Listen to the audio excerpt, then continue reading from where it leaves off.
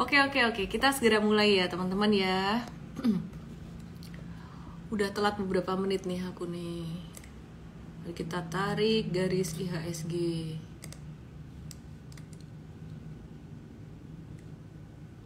Ini kenapa ya keluar tulisan kayak gini?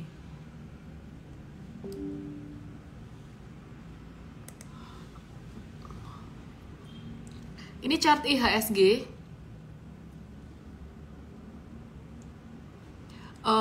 Dia sideways aja, dan hari ini perdagangan tuh value-nya sebenarnya cuma 8,3 triliun rupiah. Kelihatan gede jadi 11,3 triliun itu karena ada transaksi di pasar nego dari saham PRAY, saham Prey, ya, saham yang religius. Jadi ada 3 triliun di pasar negosiasi. Terus meskipun marketnya lagi sideways gini, kalau kita perhatikan ada saham yang potensi reversal, IHSG ambigu katanya, karena Januarinya udah naik lumayan banyak, Januari udah naik lumayan tinggi ya. Langsung aja hari ini aku akan review untuk saham sektor properti yang udah jadi watchlist kita selama beberapa hari terakhir. Nah yang pertama tuh dari CTRA.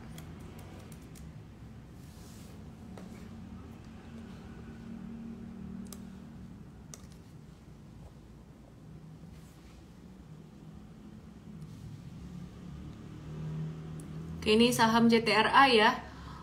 Jadi properti yang terakhir jalan. Nah ini kayaknya udah mulai akumulasi gitu. Volume perdagangannya udah mulai tinggi hari ini. Dia berpotensi untuk menguji resisten 1000 dan 1025. Ya, jadi potensi untuk menguji resisten 1000 dan 1025 di sini. Terus masih di stage satunya masih sideways, cuman ini potensial banget kalau teman-teman mau nabur benih di sini buat investasi jangka panjangnya. Terus kemudian itu saham CTRA. Kita akan lihat buat saham properti yang lainnya, yaitu saham BSDE.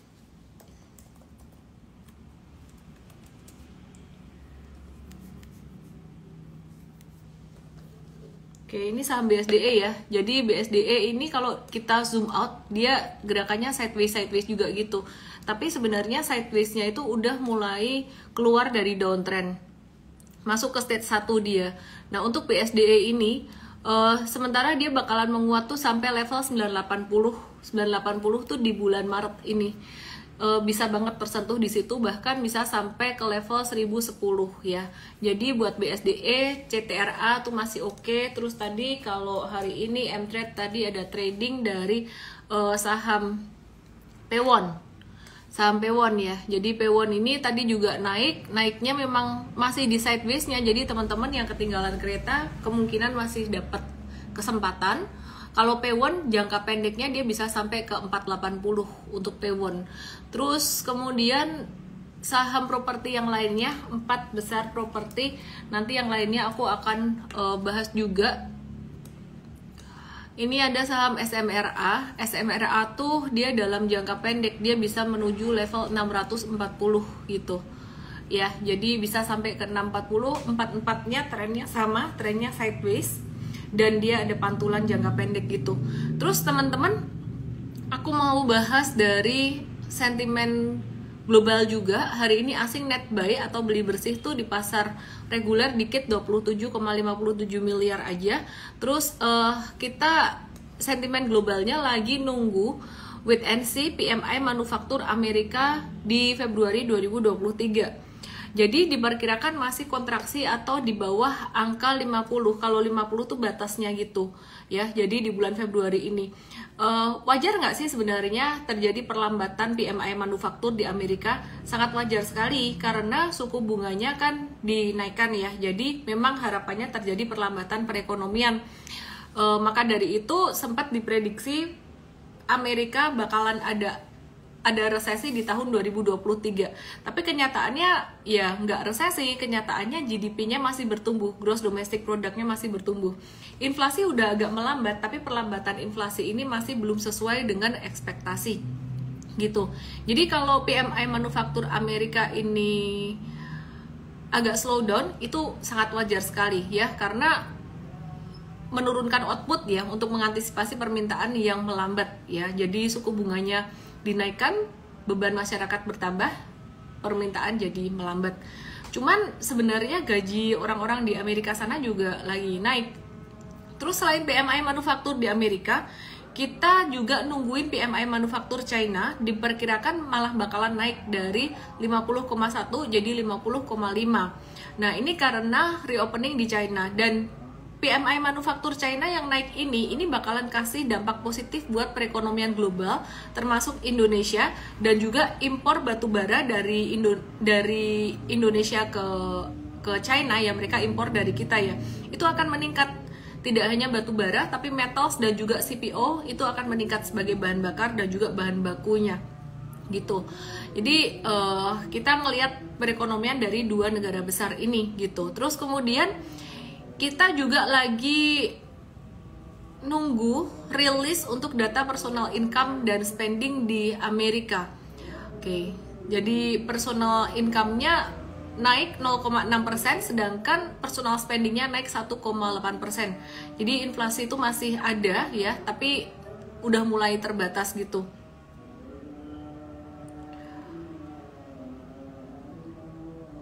Kalau ditanya kenapa value-nya bursa, transaksi bursa itu masih mellow di bawah 10T terus, investor besar tuh mereka masih banyak yang wait and see dengan kebijakan dari The Fed. Lagi-lagi soal suku bunga itu sangat sensitif sekali ya. Jadi kalau misalkan personal income, personal spending di Amerika naik, ini bisa mendorong The Fed untuk menaikkan suku bunga tuh lebih tinggi dari perkiraan. Jadi semua masih pada wait and see tentang suku bunga Amerika. Mereka kayaknya agak-agak nggak confident dengan Amerika yang katanya bakalan naikin suku bunga sampai bulan Maret aja gitu. Jadi masih wait and see gitu. Tapi kalau aku perhatikan sih juga karena di bulan Januari kemarin udah naik signifikan. Dan gantian ya. Di Januari kemarin itu naik signifikan lebih ke sektor consumer good dan juga sektor retail. Di Februari agak-agak stagnan, Februari masih lanjut naik. Terus di Maret nanti kemungkinan yang akan jalan adalah sektor properti gitu. Sedangkan sektor retailnya agak-agak slow down. Unilever ya, growth-nya agak kurang bagus, dia agak turun. Untuk jangka pendek trading hindarin dulu aja.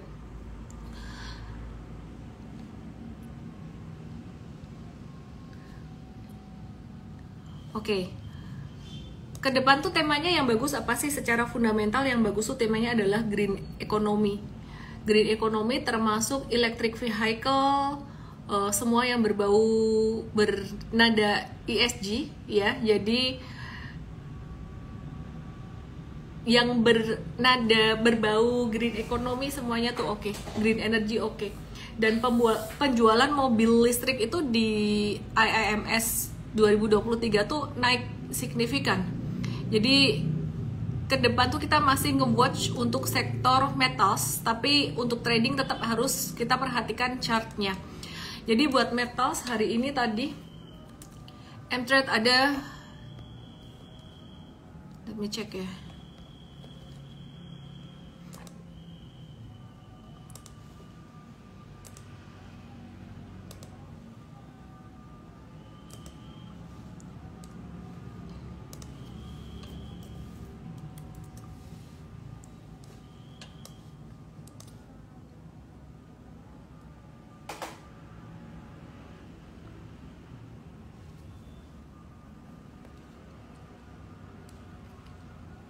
Nih ada trading saham MDKA, dia mantul dari area supportnya. MDKA kemungkinan bisa sampai level 46 atau 47-an.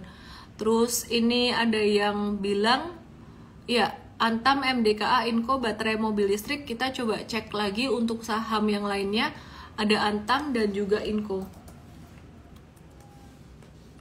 Antamnya ini juga ada hijau gitu, bisa mantul dari supportnya. Tapi kita tadi pilih MDKA ya. Jadi nitip sendal dulu sih. Kenapa MDKA ya, bukan kenapa-napa, karena nitip sendal aja buat trading aja gitu. Ini Antamnya kalau aku tarik satu garis kayak gini, dia pas di garis trend. Jadi ada potensi dia mantul sampai level 2070 atau 2120-an. Oke, terus selain Antam, aku mau bahas Inco yang juga udah disupport banget. Kalau Inco dia naiknya kemungkinan sampai 6775 sampai 6900-an gitu. Oke, bicara tentang PMI manufaktur, tadi saya bahas PMI manufaktur Amerika yang di bawah angka 50 dan China di atas 50 dan baru mau naik dikit gitu. Indonesia ini PMI manufakturnya akan rilis 1 Maret lusa. Diproyeksi bakalan naik dari 51,3 jadi 51,8. Ya, jadi sektor manufakturnya mulai mengalami ekspansi atau pertumbuhan, nggak kontraksi lagi di Indonesia. Dan ini satu signal yang bagus buat penggerak perekonomian kita ya. Oke, kita lihat untuk sektor komoditas bauksit ini mulai dilarang juga untuk ekspor biji bauksit. Jadi pemerintah ini sangat menggalakkan sekali hilirisasi, ke depan bakalan bagus banget buat ekonomi Indonesia. Semoga dengan bergantinya presiden tahun depan ya, bergantinya presiden tahun depan, semoga tetap berjalan program-program dari Pak Jokowi, dari Presiden Jokowi. Karena hilirisasi ini bakalan bikin devisa Indonesia tuh jadi bagus banget gitu. Terus sektor properti, tadi aku ada bahas secara teknikalnya dari BSDE, kemudian SMRA, CTRA, P1. Nah, ini ada upside-nya, ada sentimen positifnya buat sektor properti. Kenapa? Karena ada benefit perpanjangan LTV 100% dan suku bunga itu udah mulai flat gitu. Jadi permintaan properti berpotensi masih akan terjaga seiring dengan perpanjangan insentif LTV 100% hingga akhir 2023. Dan itu bagus banget buat sektor properti. Terus prospek recurring income-nya juga meningkat ya, terutama untuk P1 dan juga untuk properti yang lainnya. Jadi bukan cuma P1 aja. Kalau BSDE gimana kabarnya? BSDE ini pendapatannya tumbuh lumayan bagus, terdorong seluruh segmen. Dari penjualan tanah dan bangunan itu naik 34,6% year on year. Nah, itu masih resultnya di September 2022. Kita nunggu nanti di Desember 2022 atau full year tuh hasilnya gimana, kita akan tunggu. Cuman perkiraan hasilnya akan bagus untuk BSDE, Cetra, SMRA, dan P1. Dan ini akan bikin 4 saham properti ini keluar dari stage satunya.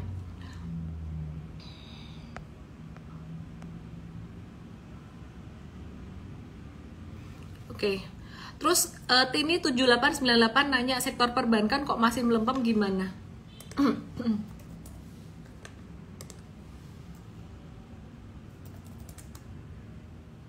Bentar ya.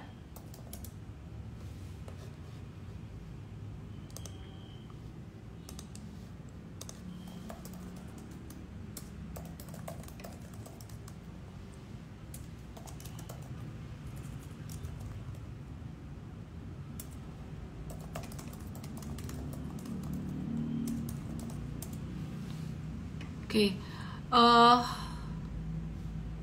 tadi ngomong apa, kesel ngejawab WhatsApp jadi ini lagi deh. Oh, sektor perbankan ya, kita lihat ya sektor perbankan ya. BCA gimana nih? Ada yang nanya apakah besok bakalan kena badai lagi? Ya ilah, cuman turun dikit aja badai. Normal-normal aja di sini turunnya. BCA dia bakalan cuman sideways aja sih, nggak bakalan turun sampai banyak-banyak banget. Kalau dia sampai ke 8425 ini bakalan diborong banget ya sama investor yang belum punya BCA buat mid long term. Jadi masih oke lah BBCA ini. Terus sideways aja, range-nya sekitaran 8625 sampai 8950. Terus BMRI range-nya gimana? Dia juga masih sideways antara 9975 sampai 10500. 10500. Terus ada BBNI, dia di area support, dia potensi untuk mengalami technical rebound ya. BBNI ini di bulan Maret potensi sampai 9200, tapi kalau aku sih beli dan biarin aja sih. Terus satu lagi apa ya tadi yang belum, BBRI.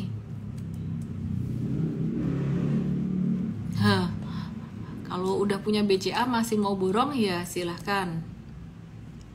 Duitnya banyak ya Pak Anton. BRI di area sideways-nya sekitar level 4720 sampai 4900-an.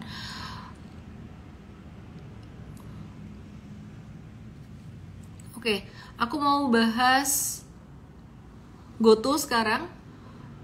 Jadi GoTo dan juga MDKA ini masuk FTSE Global Equity Index ya. Jadi karena transaksinya cukup aktif juga. Dan masuknya GoTo dan MDKA ke FTSE Index ini bakalan bikin dua saham ini makin aktif sih. Nah, ini GoTo sementara dia masih sideways di angka 102 sampai 127-an. Ya, 102 sampai 127. Wait and see dulu, jangan buru-buru masuk dulu. Kalau udah masuk sekarang, breakdown dari 113, batasi resiko atau cut loss dulu gitu. Untuk GoTo-nya masih indecision. Terus tadi MDKA aku udah bahas ya. Jadi MDKA dia masuk FTSE juga.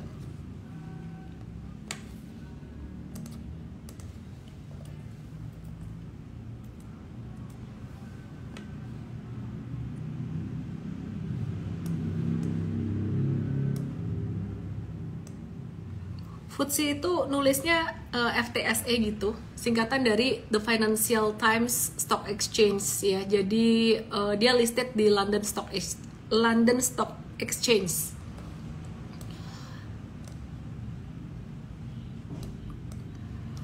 Ini ada yang bilang perbankan turun dikit dulu kayaknya seperti tahun lalu, setelahnya baru mulai naik mungkin, kata Angelica Lotus. Ya jelaslah saham kalau nggak turun ya naik, kalau nggak naik ya turun.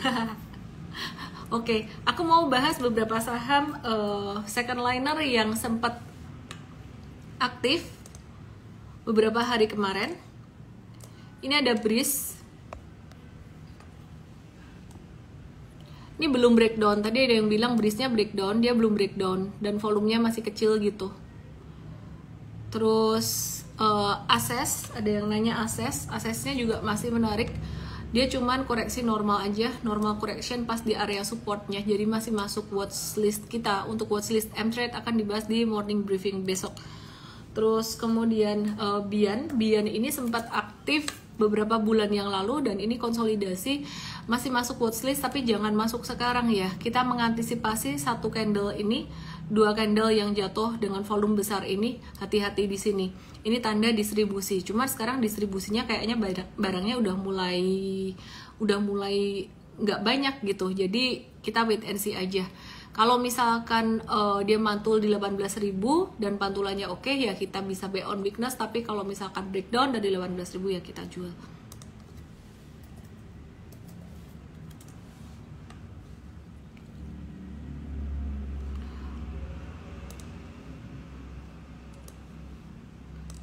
Mau tau nggak ini saham apa? Ada contekannya di sini. Seret, aku pindah dulu. Contekannya pindahin dulu. Oke, sama apa ini? Tahu nggak? Ini chart monthly.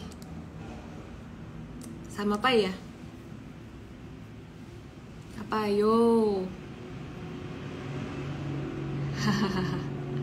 Yang benar dapat M-Trade 7 hari.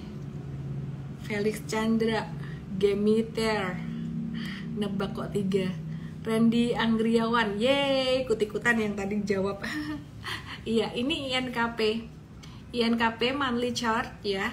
Jadi kalau diperhatikan dia udah turun 3 bulan berturut-turut dan layak banget diperhatikan reversalnya. Jadi Maret ini selain nge-watch properti, kita watch untuk pulp and paper juga untuk sebulan ke depan. Karena ini udah murah banget, jadi ada potensi dia konsolidasi dan mulai mantul. Saham kan gitu ya, gampang aja sih cari yang rotasi sektoral aja gitu. Jadi kalau misalkan sektor banking udah manggung, ya kita cari sektor yang lain yang baru mau akan manggung atau belum manggung. Kalau kemudian disusul retailnya udah tinggi, ya kita tinggal cari sektor yang lain yang belum jalan gitu. Kemudian kita mau lihat sektor CPO. Kelihatan ya tulisannya ya.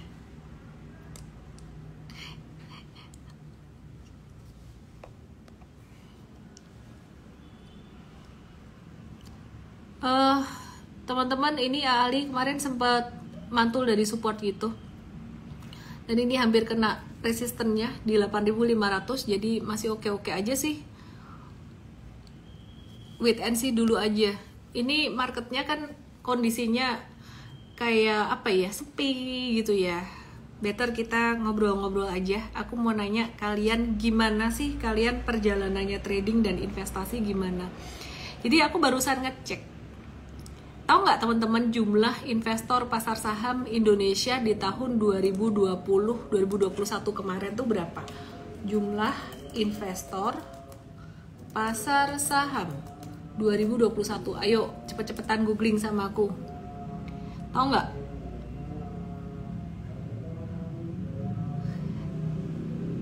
Di angka 10,3 juta investor sekarang di pasar modal. Pasar modal itu campur-campur saham dan juga reksadana dan lain-lain. Sekarang kita lihat ya, investor saham di tahun 2021. Ya, mix semuanya sih. Sekitaran 10 juta orang. Cuman tahu nggak yang aktif trading di saham tuh berapa saat ini? Cuman 200.000 orang yang aktif trading, hanya 200.000 orang dari 10 juta investor pasar modal. Pasar modal tuh campuran antara saham dan reksadana dan kawan-kawannya. Nah itu ada yang bilang, kenapa? Angkatan corona udah cabut, ada yang balik kerja, ada yang nyangkut. Ya, jadi banyak yang nyangkut. Kalau kamu sendiri gimana? Portfoliomu gimana? Portfolio kalian gimana kabarnya? Ada nggak yang mau nge-live sama aku? Trauma mungkin Miss, bukan cuma trauma. Mereka nggak punya duit lagi. Satu nggak punya duit karena nyangkut, yang kedua udah aktif kerja.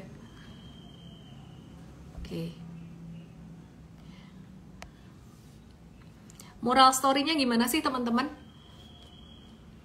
Moral story-nya gini, jangan berbondong-bondong masuk. Sebenarnya ini tuh mainstream banget ya.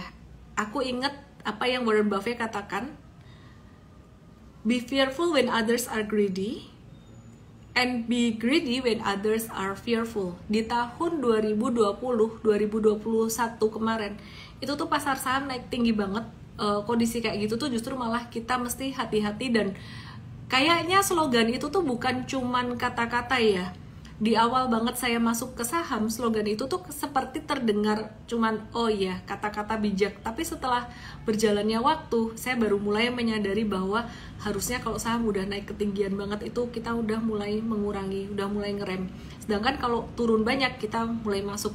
Dan ini ada yang nanya, Ayo Ijo nanya, apakah ASII divaluasi super murah ini nasibnya nanti bisa seperti big cap consumer seperti Unilever, walaupun murah and big cap tapi nggak ada sentimen akumulasi. Banyak yang pesimis dan bahkan ada tahun lalu itu yang nanya hal yang sama tuh saham BCA. BCA masa dipertanyakan seperti itu. Jadi nggak bisa semuanya disamain sama Unilever. Unilever tuh udah turun sekitaran beberapa tahun ini. Penyebabnya apa sih? Untuk Unilever sendiri, sektor consumer good di Unilever ini memang growth-nya udah sangat sulit sekali. Bukan cuma Unilever aja, tapi cigarettes dan juga sektor consumer good yang lainnya. Dan marginnya pun tipis. Tapi margin tipis ini dari angka triliunan juga masih ada cuannya gitu loh. Jadi jangan semua disamain. Kalau Astra International, perkiraanku nggak kayak gitu. Astra International itu bakalan masih akan bagus ke depan. Jadi kalau buat investasi juga masih oke-oke aja gitu. Jadi teman-teman, pelajaran pertama tadi kalau aku bilang be greedy when others are fearful and be fearful when others are greedy, itu terdengar mainstream tapi sangat penting sekali. Kemudian pelajaran kedua adalah ikuti setiap cycle. Aku sering banget ngomong ini, ikutin setiap cycle. Apa yang membuat seseorang menjadi pengalaman, menjadi mahir adalah ketika dia ngikutin satu siklus penuh. Jadi kalau dia berbisnis, kemudian bisnisnya lagi di bawah, terus kemudian dia keluar atau dia berhenti, ya udah sampai di situ aja. Tapi kalau kita ngikutin satu siklus penuh, kita jadi tahu apa yang harus dilakukan pada setiap kondisi. Dan saya sangat percaya sekali, kondisi ketika saham-saham bagus, emiten-emiten bagus lagi murah kayak gini, seperti sektor properti yang masih bagus fundamentalnya dan lagi murah, terus kemudian ada ASII yang fundamentalnya juga bagus dan lagi murah, itu kita bisa manfaatkan buat long term investing.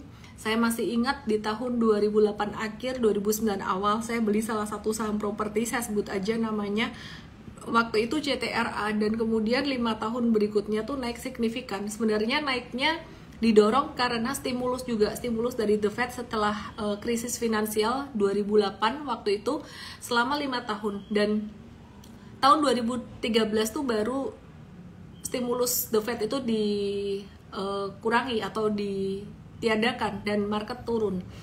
Nah, kalau saat ini stimulusnya kan cepat banget dicabutnya. Kemarin cepat dikasihnya, cepat naik, terus cepat dicabutnya. Jadi market itu kontraksinya cepat. Cuman saya tetap ngelihat peluang jangka panjang market itu bakalan recover, dan juga saham-saham yang murah ini juga bakalan recover juga. Memang butuh kesabaran, lagi butuh sangat sabar sekali gitu. Access dan Aisyah apakah masih menarik? Beda cerita. Kalau Aisyah itu untuk trading aja, untuk super trader, sedangkan kalau Access itu dia lebih ke bisa trading, bisa ke investing juga gitu. Fundamentalnya aku lebih confident di Access. Oke, teman-teman, kita mau belajar di workshop super trader. Workshop super trader ini investasinya tiap hari Senin naik gitu. Jadi hari Senin ini sampai hari Minggu nanti masih ada diskon up to 40%. Jadi cuman setahun sekali. Tahun lalu itu saya ngadain cuman setahun sekali, nggak tahu tahun ini berapa kali. Tapi hopefully teman-teman semuanya bisa belajar di sini. Jadi nggak tergantung saham-saham blue chip atau big cap aja, karena saham-saham second liner, saham-saham yang likuiditasnya nggak terlalu besar pun justru malah seringkali muncul untuk pilihan saham super trader. Oke, Arto, ada yang nanya Arto.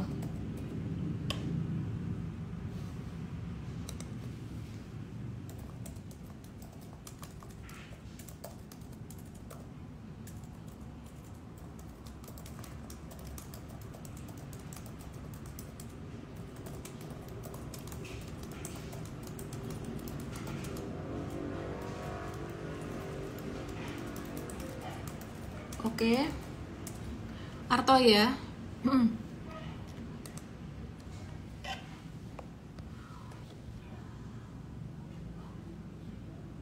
Ini Artonya lagi downtrend banget, hindarin dulu aja. Ya ini lagi downtrend banget ya, hindarin dulu buat Artonya. Go to malah sideways. Telkom worth it nggak buat invest? Cukup menarik untuk Telkom. Cuman aku lebih prefer ASII. Untuk XCL dan kawan-kawan dibahas di morning briefing besok ya teman-teman ya. Jadi kita akan bahas lengkapnya di morning briefing besok, dan juga watchlist M-Trade kita akan bahas di morning briefing besok.